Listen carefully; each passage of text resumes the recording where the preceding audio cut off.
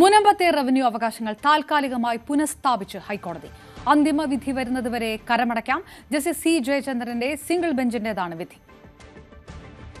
ആജ്ഞ രവീന്ദ്രൻ വിവരങ്ങളുമായി ചേർന്നു. ആജ്ഞ, വലിയ തരത്തിലുള്ള ഒരാശ്വാസം മുനമ്പത്തെ ജനങ്ങളെ സംബന്ധിച്ചിടത്തോളം തുടരുന്ന പ്രതിഷേധങ്ങൾക്ക് ഒടുവിൽ അത് ചെറിയൊരു ആശ്വാസം കൂടിയാണ്. എങ്ങനെയാണ് പ്രതികരണങ്ങൾ വരുന്നത്?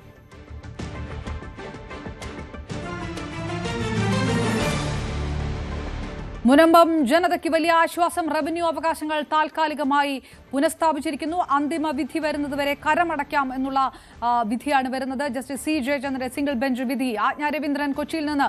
ആജ്ഞ, എത്രത്തോളം ആശ്വാസം കൂടിയാകുന്നു മുനമ്പത്തെ ജനങ്ങളെ സംബന്ധിച്ചിടത്തോളം ഈ വിഷയം ഉന്നയിച്ചുകൊണ്ട് പ്രതിഷേധങ്ങൾ ഇപ്പോഴും തുടരുന്ന സാഹചര്യത്തിൽ?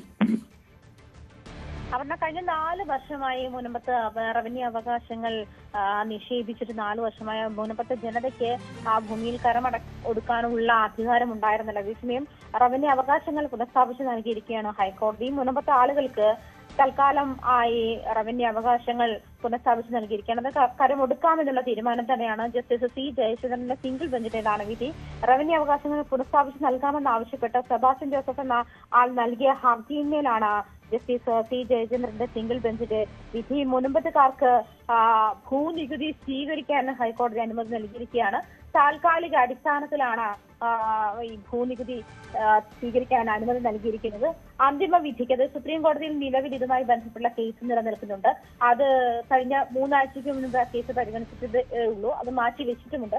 അപ്പോൾ ഈ സുപ്രീം കോടതിയുടെ ഭാഗത്തു നിന്നും ഇതിൽ അന്തിമ വിധി വരാനുണ്ട്. അതായത് അന്തിമ വിധിക്ക് വിധേയമായ റവന്യൂ വകുപ്പിന് കരം സ്വീകരിക്കാമെന്നും കോടതി സൂചിപ്പിച്ചിട്ടുണ്ട്. ഉത്തരവ് നേരത്തെ ഞാൻ സൂചിപ്പിച്ചതുപോലെ ജസ്റ്റിസ് സി ജയചന്ദ്രന്റെ സിംഗിൾ ബെഞ്ചിന്റേതാണ്. റൈറ്റ്. റവന്യൂ അവകാശങ്ങൾ പുനഃസ്ഥാപിച്ചു നൽകണമെന്നാവശ്യപ്പെട്ട് സെബാസ്റ്റ്യൻ ജോസഫ് എന്നയാൾ നൽകിയ ഹർജിയിലാണ് ജസ്റ്റിസ് സി ജയചന്ദ്രന്റെ സിംഗിൾ ബെഞ്ച് വിധി.